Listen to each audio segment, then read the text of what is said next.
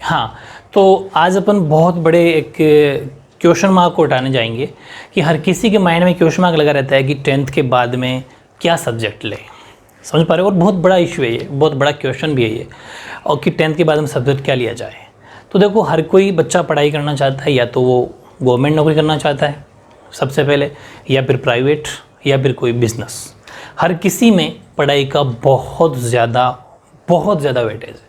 पढ़ाई की जिसने अच्छी है वही हमेशा बिजनेस में सफल हुआ है। कोई सा बिजनेस हो, व्यवसाय हो, कोई सी कंपनी अगर चलाइए, तो हमेशा जो पढ़ाई जिसने अच्छी करी है वही सब में सफल होता है। ये तय है बात, ठीक है। बहुत रेयर एग्जाम्पल है कि कम पढ़ा लिखा या फिर ऐसा कुछ, ये बहुत रेयर है। अब तो बिल्कुल भी नहीं, वो कोई पहले के ज़माने में हो गया। अब तो स्टडी बिना कुछ है ही नहीं, एजुकेशन बिना। तो अब मैं आपको ये कहना चाहता हूँ कि आपने नौकरी, भाई जिसने सपोज अपन एक अच्छी, एक कहते हैं ना कि इमेज वाली नौकरी करना चाहते हैं, तो नौकरियों का थोड़ा अपने हिसाब से बात करेंगे, नौकरियों के हिसाब से सब्जेक्ट की बात करेंगे, किस फील्ड में जाना। और फिर दूसरी बात, आपके इंटरेस्ट को भी ध्यान में रखा जाएगा। सबसे बड़ी नौकरी होती है IAS, भारत की सबसे बड़ी नौकरी IAS, इंडियन एडमिनिस्ट्रेटिव सर्विस, भारतीय प्रशासनिक सेवा।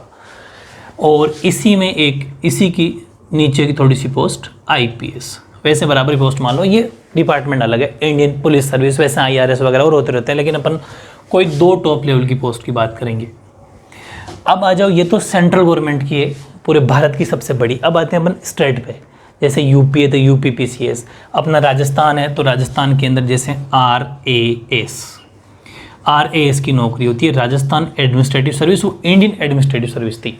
अब इस RAS के अंदर 2 टॉप लेवल की पोस्ट होती है। एक तो खुद RAS जो सिविल, जैसा कि यहाँ पर IAS, यहाँ IPS, तो यहाँ होते हैं RPS, राजस्थान पुलिस सर्विस।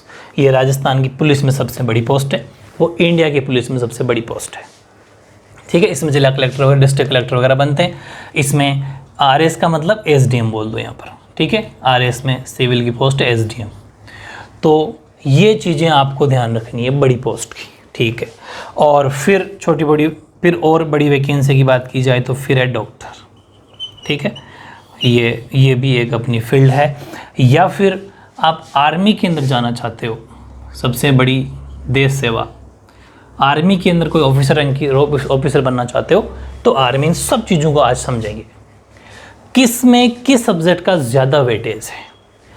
पहली बात इधर आओ, बिल्कुल बेसिक्स हैं। बात करता हूँ 10th क्लास की। 10th में आपने 6 सब्जेक्ट पढ़े, मैथ पढ़ी, साइंस पढ़ी, SST पढ़ी, आपने इंग्लिश पढ़ी, आपने हिंदी पढ़ी, और फिर आपने संस्कृत पढ़ी। मेन इनकी बात की जाती है, संस्कृत और डिफरेंट सब्जेक्ट है, टीचर के अलावा बहुत कम पूछा जाता है। टीचर की वैकेंसी संस्कृत आती है, बाकी तो नहीं आती। बात 5 सब्जेक्ट की, हिंदी इंग्लिश तो सब में आएगी, ऐसा मान लो, हिंदी इंग्लिश सब में आएगी।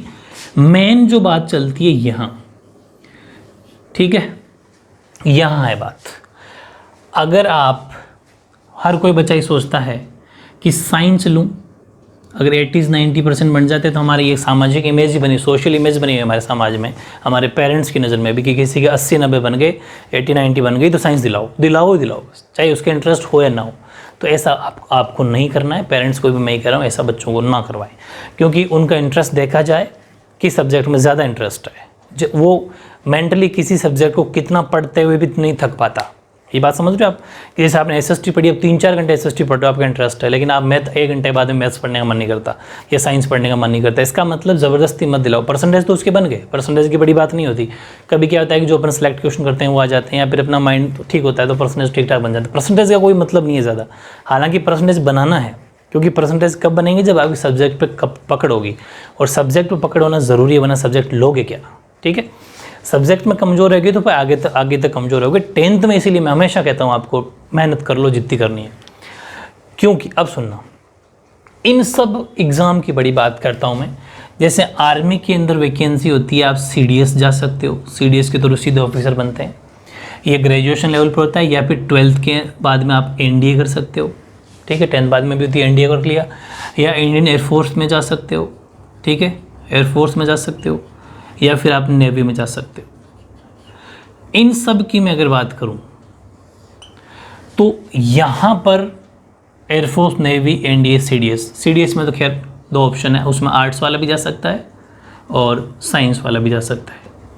ये जो वैकेंसी है इनमें जो आर्मी सेवा में जाना चाहता हो वो साइंस मैथ्स लेना ज़रूरी होता है।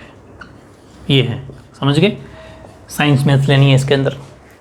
उसमें CDS में आप साइंस भी ले लो चाहे आर्ट्स ले लो, दोनों के ऑफिसर रैंक में जा सकते हो। अब बात आई यहाँ सबसे ज़्यादा आर्ट्स। अच्छा मैं एक बात ये बता दूँ कि साइंस का मतलब फिजिक्स बहुत ज़रूरी है जानना, केमिस्ट्री और मैथ्स। फिर साइंस का मतलब फिजिक्स, केमिस्ट्री और बायोलॉजी। ये साइंस में दो हैं। आप साइंस भी लोगे तो दो लोगे, साइंस मैथ्स या साइंस बायो। इसीलिए कहते हैं साइंस मैथ्स या बायो, क्योंकि फिजिक्स केमिस्ट्री दोनों कॉमन है। भौतिक विज्ञान और रसायन विज्ञान तो फिक्स है, जीव विज्ञान इसमें आ जाएगी, इसमें गणित आ जाएगी। मतलब ये जब आपको डॉक्टर बनना है, डॉक्टर जब अगर बनना हो तो आपको साइंस बायोलॉजी लेना पड़ेगा, या फिर नर्सिंग स्टाफ है, नर्स वगैरह जो होते हैं उस ANM GNM की पोस्टें होती है, वो अगर आप बनना चाहते हो तो यहाँ पर आपको ये नर्स या डॉक्टर के लिए करना पड़ेगा, बायोलॉजी लेनी पड़ेगी। ठीक है, डॉक्टर बनने के लिए क्या करना पड़ता है, नीट का एग्ज़ाम होता है, एक एंट्रेंस एग्ज़ाम होगा, इसको आपको पास करना है। उसके बाद में आपको MBBS के लिए आप एप्लीकेबल हो जाओगे। MBBS में अगर आपको गवर्नमेंट कॉलेज मिल जाती है तो पैसे कम लगेंगे, बहुत मतलब ना के बराबर, वरना प्राइवेट कॉलेज में 50, 60, 70 लाख रुपए कम से कम लगते हैं। तो पूरी पेरेंट्स की स्थिति देख के हुए अपन को ये करना है। MBBS ऐसे ही नहीं होती, पैसों का अपने फैमिली बैकग्राउंड सब देखना है, क्योंकि 60-70 लाख रुपए ना करते 5 साल 1 करोड़ एवरेज बैठ जाता है, 60-70 लाख तो बैठ ही जाते हैं। उसके बाद में डॉक्टर बनता है। ठीक है, ये भी चीज़ है। या फिर गवर्नमेंट में कॉलेज मिल जाती है तो फिर ज़्यादा पैसा नहीं मिलता। गवर्नमेंट कॉलेज के लिए सीटें बहुत कम होती है, 200-300 की सीट होती है, 400 बस। तो उस हिसाब से उतना आप अपने आप में वो कर सकते हो तो फिर ठीक है। और ये आपकी मैथ्स है जो एयरफोर्स वगैरह में काम आती है। बायोलॉजी वाला वो मैंने समझा दिया। मैं कहना क्या चाह रहा हूँ, और आर्ट्स की बात करूँ, आर्ट्स मतलब हिस्ट्री, पॉलिटी, इकोनॉमिक्स, ठीक है, ज्योग्राफी। टॉप सब्जेक्ट की बात कर रहा हूँ मैं सिर्फ, इतिहास, राजनीति विज्ञान, अर्थशास्त्र, भूगोल। ठीक है, ये वो सब्जेक्ट है जहाँ पर आप आर्ट्स अगर लेते हो तो ये सब्जेक्ट पढ़ने पड़ेंगे। अब इन वैकेंसी की बात करूँ, बड़ी वैकेंसी की, और थोड़ी छोटी वैकेंसी की बात कर दूँ। जैसे कि आपको पुलिस बनना है, पुलिस, या फिर आपको पटवारी बनना है, या फिर आपको ग्राम सेवक बनना है, या फिर कोई क्लर्क बनना है, या रेलवे वगैरह में जाना है। इन सब वैकेंसी के अंदर सिर्फ और सिर्फ 10th लेवल की मैथ्स आती है, 10th लेवल की साइंस आती है। इसका मतलब मैथ साइंस यहाँ पर सिर्फ और सिर्फ 10th लेवल की आएगी। लेकिन जो GK आएगा, जनरल नॉलेज, वो 10th से 100 गुना ज़्यादा आता है। आर्ट्स और हिस्ट्री, पॉलिटी, ज्योग्राफी, इकोनॉमिक्स, फिर करंट अफेयर्स, ये वो हैं कि इनमें आपको हमेशा SST वाला बच्चा जो 11th में लेता है आर्ट्स वाला, वो हमेशा आगे रहता है, उसको कम मेहनत करनी पड़ती है। सेम टू सेम यहाँ है। आर्ट्स मैंने क्यों लिखा इनके लिए, इसके लिए भी आर्ट्स। इन बड़ी नौकरियों में आर्ट्स का वेटेज हमेशा ज़्यादा रहा है, हमेशा ज़्यादा रहता है और रहेगा, क्योंकि इनमें मैथ्स आती है थोड़ी बहुत तो वो 10th लेवल की आती है, साइंस आती है तो 10th लेवल की आती है क्योंकि प्रीलिम्स वगैरह में काम आती है, और मैथ आएगी, साइंस आएगी तो 10th लेवल की आएगी। लेकिन जो GK आएगा वो बहुत टॉप लेवल का आता है। सिलेक्शन यही होता है बस, वो बहुत टॉप लेवल का आएगा यहाँ पर। अगर आपको इस ऑफिसर वाली फील्ड में जाना है तो, और इसमें भी जाना है तो भी इसका सबसे बड़ा वेटेज है, क्योंकि जो 11th-12th में ये सब्जेक्ट ले लेता है वो फिर 11th-12th में ये पढ़ चुका होता है, फिर ग्रेजुएशन 13वीं 14वीं 15वीं के अंदर भी ये सब्जेक्ट पढ़ लेता है।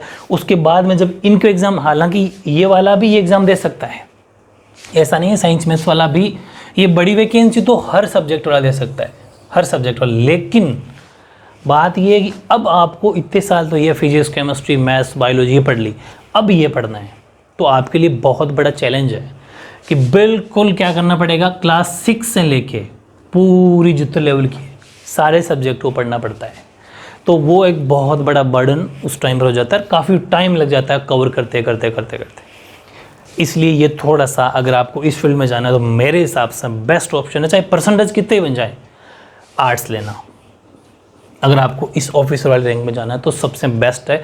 और 10th लेवल तक की मैथ्स को 100% कर लेना, 10th लेवल की साइंस को 100% कर लेना बस, क्योंकि साइंस और मैथ्स काम आएगी इनमें भी, प्रीलिम्स वगैरह में, तो कोई सा भी बड़े रेलवे वगैरह के एग्जाम में सब में काम आती है। तो वो 10th लेवल की आती है, तो 10th लेवल की तो मजबूत होनी चाहिए बस, उसके बाद वाली कोई नहीं एग्जाम में काम नहीं आती।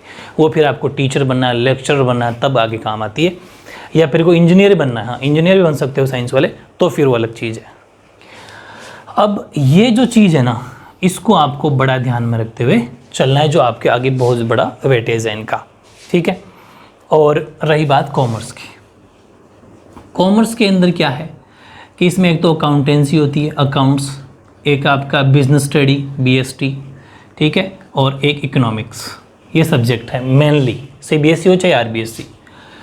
अकाउंटेंट, BST, बिजनेस स्टडी और इकोनॉमिक्स, इसके अंदर भी ऑप्शन है, आप CA बन सकते हो, आप CS बन सकते हो, आप MBA करके कोई कंपनी के मैनेजमेंट वगैरह संभाल सकते हो, होटल मैनेजमेंट वगैरह वो सब जानते हो, वो इस फील्ड में भी ऑप्शन कॉमर्स वालों के लिए भी हैं। कॉमर्स कंप्यूटर ले सकते हो, कॉमर्स वो आगे आगे सब्जेक्ट चलते रहेंगे। और कंप्यूटर तो खैर इन वाले आर्ट्स वाले भी ले सकते हो, और कंप्यूटर लेके आप कंप्यूटर साइंस से आप BCA कर सकते हो, कोई सॉफ्टवेयर इंजीनियर बन सकते हो BCA, या फिर MCA कर सकते हो, बैचलर ऑफ कंप्यूटर एप्लीकेशन और मास्टर ऑफ कंप्यूटर एप्लीकेशन। और इसमें भी आपको सॉफ्टवेयर इंजीनियर या फिर कोई लैंग्वेज का कोर्स करना चाहते हो, है ना, तो जैसे C++, .NET, जावा, ये लैंग्वेज होती है, वो कर सकते हो। सॉफ्टवेयर वाला भी वो कंप्यूटर फील्ड है, वो भी आप कर सकते हो। ये ऐसी मैंने आपको ऑप्शन बताए हैं, इन सबको ध्यान में रखते हुए आराम से बैठ के सोचना है कि पहली बात तो मेरा इंटरेस्ट किस में, किसी की होड़ नहीं करनी, किसी की नकल नहीं करनी। दूसरी बात, मैं जिस फील्ड में जाना चाहता हूँ उसमें वेटेज किसका ज़्यादा, इसका ज़्यादा तो मैं इसको ध्यान में रखूँगा। मैथ, साइंस और 10th तक के ऑल सब्जेक्ट पढ़ना ही पढ़ना है। संस्कृत ऑप्शनल है, ये आपको अगर टीचर फील्ड में जाना है तो आप संस्कृत वगैरह पढ़ सकते हो। बाकी संस्कृत इन सब्जेक्ट में किसी भी वैकेंसी में संस्कृत अलग से नहीं पूछी जाती। हिंदी, इंग्लिश, ग्रामर सॉलिड तरीके से आनी चाहिए, व्याकरण पूरी आती है, पूछी जाती है। तो ये कुछ बातें मैंने आपको बताई, नौकरी के बारे में बताई, सब्जेक्ट के बारे में बताई। जिसको जो बनना है ईजिली बन सकता है, मेहनत करनी पड़ेगी अभी से।